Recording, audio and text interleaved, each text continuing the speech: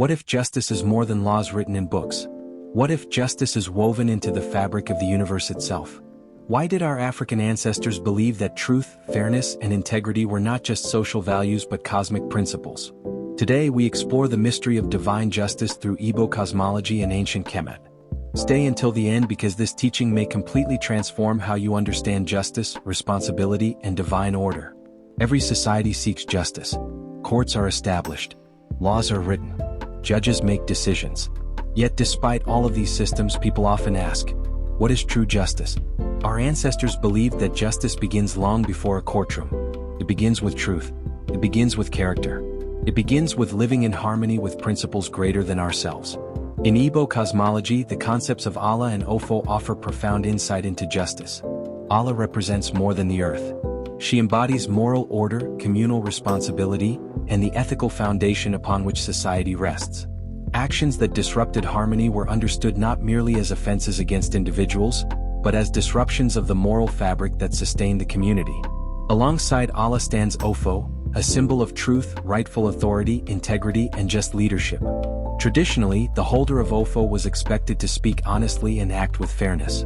The authority of Ofo did not come from wealth or physical strength. It came from alignment with truth and moral responsibility. This teaches us something powerful. Real authority is not measured by power. It is measured by integrity. Now let us travel into Ancient Kemet.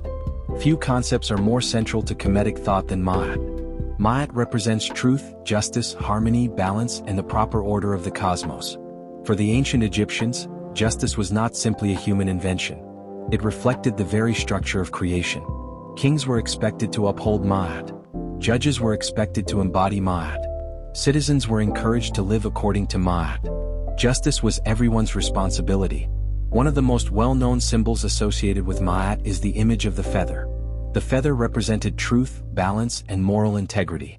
Whether understood literally or symbolically, the image reminds us that a life weighed down by dishonesty, greed, or cruelty becomes increasingly difficult to carry.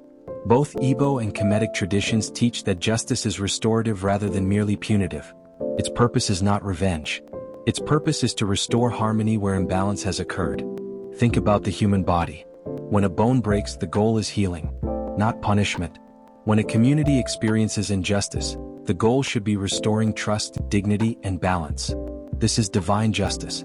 It asks not only, who is guilty, but also, how can harmony be restored? Modern society often separates ethics from daily life.